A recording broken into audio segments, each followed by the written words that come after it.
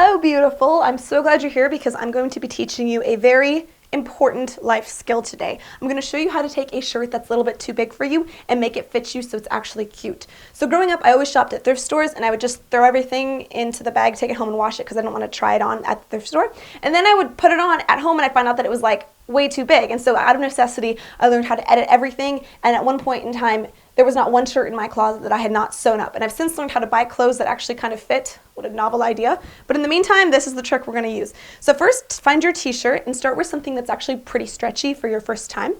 Don't use like a Hanes band shirt because those aren't stretchy at all. You can do those later down the road, but for your first time, do something that's stretchy and forgiving. And then the other thing to do for your first time is make sure that it's just 1 or 2 sizes bigger than what you're looking at. So this is a large. I want it to be a small. And so don't start with like a XXX if you're an extra small. That's a really dramatic change, and the neck hole and the armhole and all that isn't going to work for you even if you do make it fit you in the waist.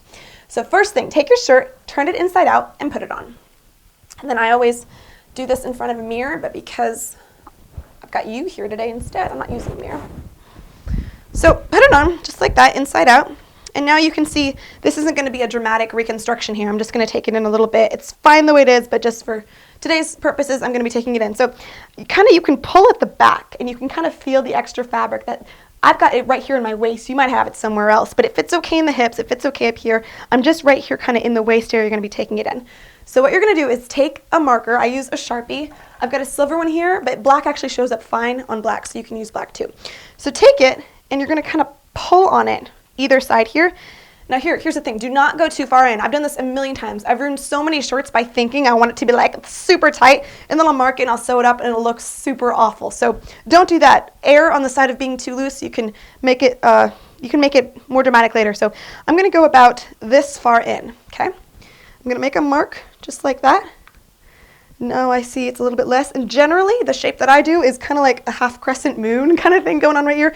You're not gonna want like something dramatic like half an inch out and go down. So just kind of start making marks, and this is very helpful to do in front of a mirror. And I'm going to mark that right about here is my stopping point. I'm going down. It fits fine in the hips, like I said, so probably right about here will be my stopping point. Now I've got these little dash marks, okay? And I only do it to one side, and then I cut it with both layers sandwiched together after I've taken it off. But if you want to go ahead, you can do the other side as well. If it's your first time, that might be a good idea. So just go ahead on the other side and make the dash marks. Okay. So then you're going to take it off and leave it inside out. So now I've got it inside out like this. My dash marks here are on the front. So I'm going to take it, fold it in half with the back on the inside and the front on the outside. So here, I don't know if you can see, but here are my hash marks. Now it's very important. Basically, I'm going to lay down on a flat surface and cut. Before you do that, find the seam here and make sure that you're not like hiding any fabric underneath where you're cutting, because then you can make complete mistakes. So make sure everything is nice and flat. So I'm going to line it up kind of here, armhole to armhole, go all the way down, and just make sure it's nice and flat. And then I've got these dash marks. I know how to do it, so I'm just going to cut and go through both layers. But if you want, you could get more dramatic. You could take your marker and make it a nice straight line. You could pin it, and then you could cut one layer at a time and make sure everything's perfect. It depends on how comfortable you are.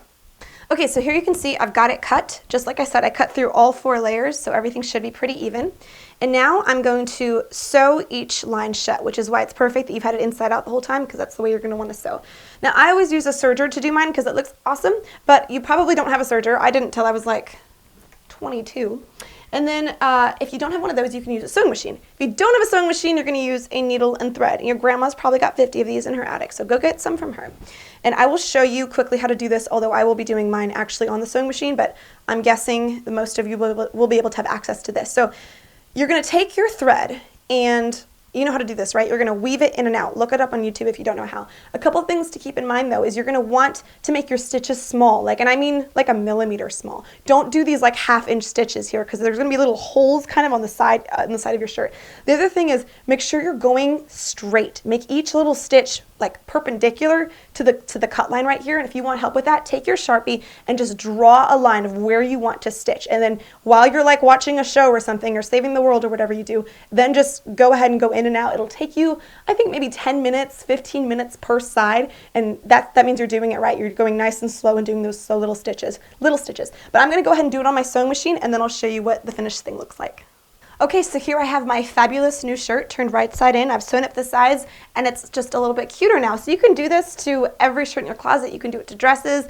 Maybe one day I'll show you how to do it to pants, and you can just be super styling. Everything will fit you awesomely. But one takeaway from this, it doesn't matter how cute you look and how much everyone loves your wardrobe if you do not feel beautiful in it, if you do not feel comfortable. So remember, the most important opinion of you is the one that you have towards yourself. So no matter what anyone else says to you, you have to be working from the inside out to learn how to love yourself, learn how to feel comfortable in your own skin, comfortable in your clothes, and then you're not working, from the outside in, trying to fix the inner problems by making your clothes fit you. You already feel wonderful and fabulous, and you're just reflecting that onto the world. So that's what I've got for you. Have the best week ever. I will see you next week at a very exciting location. Bye.